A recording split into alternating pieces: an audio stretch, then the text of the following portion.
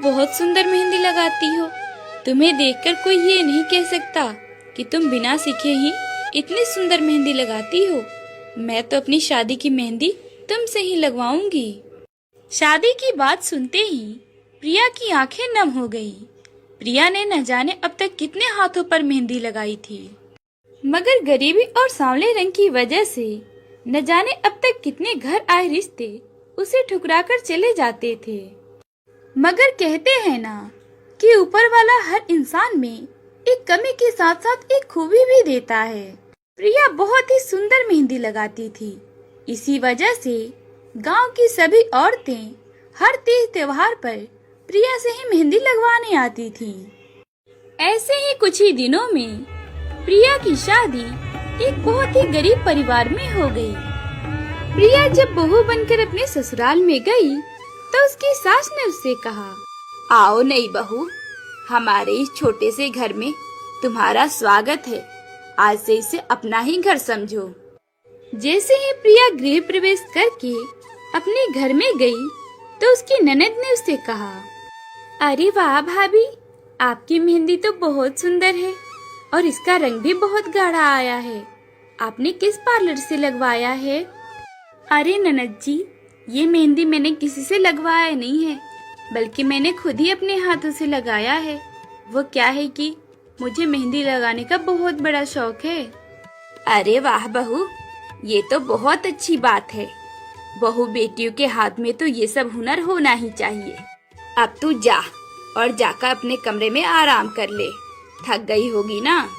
इसके बाद प्रिया अपने पति के साथ आराम करने के लिए अपने कमरे में चली गई। लेकिन जब वह कमरे में गई तो उसने देखा कि कमरा तो टूटा फूटा हुआ है और जमीन पर एक फटी हुई चटाई बिछाई हुई थी। प्रिया, तुम्हें ये कमरा देखकर हैरानी तो बहुत हुई होगी, लेकिन मैं तुम्हारे आने से पहले इसी कमरे में था। बहुत ही जल्द प्रिया अपने गरीब ससुराल में घुल मिल गई। एक दिन प्रिया बाजार में सब्जी लेने के लिए गई थी। जब वह सब्जी लेकर लौट रही थी तो उसकी नजर मेहंदी के ढेर सारे पौधों पे पड़ी, जिन्हें देखकर वो वहाँ रुक गई। अरे वाह, यहाँ पर तो कितने सुंदर सुंदर मेहंदी के पौधे लगे हुए हैं।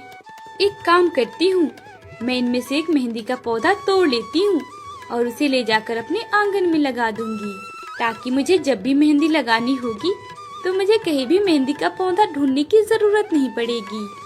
ऐसा सोचकर प्रिया उस मेहंदी के पौधे से एक डाली तोड़ लेती है और उसे लेकर वह अपने घर आ गई। उसने उस पौधे को बहुत ही प्यार से अपने आंगन में लगा दिया। ऐसे ही धीरे धीरे समय गुजरा।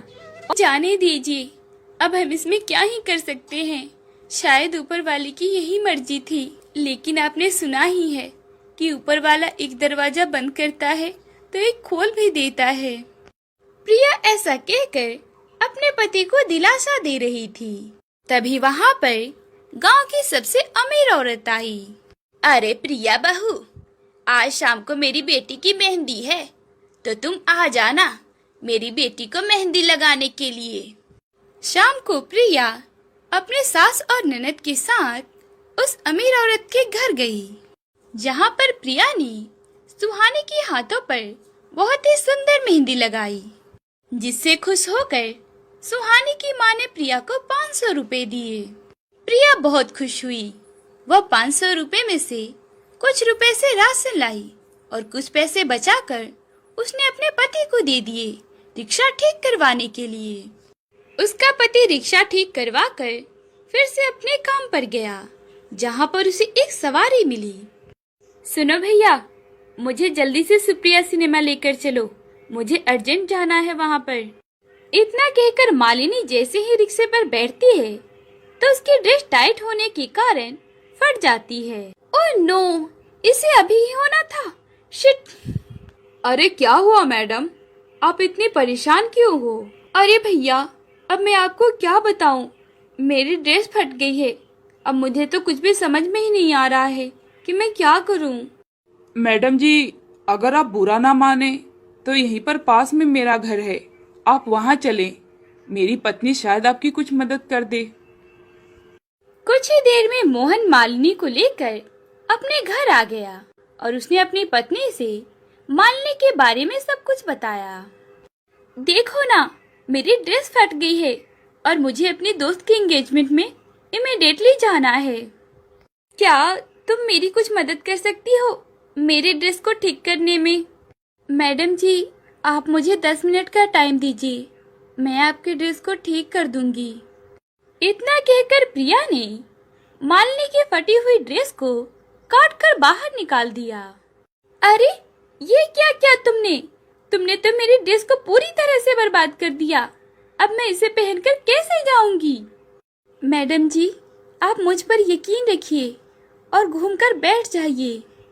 मालिनी घूमकर बैठ गई। इसके बाद प्रिया ने उसके बैकलेस ड्रेस को मेहंदी ब्लाउज डिजाइन में कंप्लीट कर दिया। गरीब बहू का बनाया हुआ मेहंदी ब्लाउज ड्रेस मालिनी को बहुत पसंद आया और वह खुश होकर अपने पर्स से 5,000 रुपए निकालकर प्रिया को दे दिए। ओह वाओ, तुमने तो मेरी इस बैकलेस ड्रेस को अपने मेहंदी डिजाइन से पूरी तरह से कंप्लीट कर दिया। I love this, thank you so much. इतना कहकर मालिनी वहाँ से चली गई। प्रिया 5,000 रुपए को देखकर बहुत खुश थी। इधर मालिनी जैसे ही अपने दोस्त की एंगेजमेंट में पहुंची तो उसकी मेहंदी वाली बैकलेस ड्रेस को देखकर सभी उसे ही देख रहे थे। ओह वाह मालिनी, सो लुकिंग ब्यूटीफुल। तू तो इस मेहंदी वाली ड्रेस में कहर ही ढा रही है। वैसे तूने कहाँ से बनवाई ऐसी मेहंदी वाली ड्रेस? मुझे भी अपनी वेडिंग के लिए ऐसे ही मेहंदी वाली ड्रेस बनवानी है। तू मुझे जल्दी से उस पार्लर वाली का नंबर दे दे। नीता, ये मेरी मेहंदी ड्रेस किसी पार्लर वाली ने नहीं बनाया है, बल्कि ये एक गरीब के हाथों का हुनर है। शादी से एक दिन पहले मालिनी अपनी दोस्त को लेकर प्रिया के घर गई। प्रिया के घर की गरीब हालत को देखकर उन दोनों को बहुत ही बुरा लगा। भाभी, आपसे कोई मिलने आया है। अरे मैडम जी, आप यहाँ? कैसी गई आपकी पार्टी? मेरी पार्टी तो बहुत अच्छी गई। तुमने जो मेरी बैकलेस मेहंदी वाली ड्रेस बनाई थी वो शादी है, तो इसे भी मेहंदी वाली ब्लाउज ड्रेस बनवानी है। ये लो, ये मेरा लहंगा है। अब इसे देखकर बताओ कि मुझ पर कौन सा मेहंदी वाला ब्लाउज ड्रेस ज्यादा अच्छा लगेगा। और साथ ही तुम मेरे हाथ और पैरों पे भी मेहंदी लगा देना, और इन सब के मैं तुम्हें 25,000 रुपए दूंगी। 25,000 रुपए? अरे क्या हुआ, कम है? अच्छा 30,000 रुपए ले लेना, अब तो ठीक है।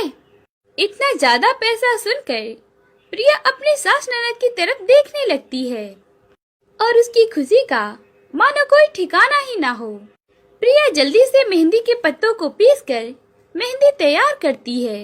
मैडम जी, आपका लहंगा बहुत ही हैवी है, तो इसके ब्लाउज में नेकलेस वाला मेहंदी ड्रेस बहुत ही अच्छा लगेगा।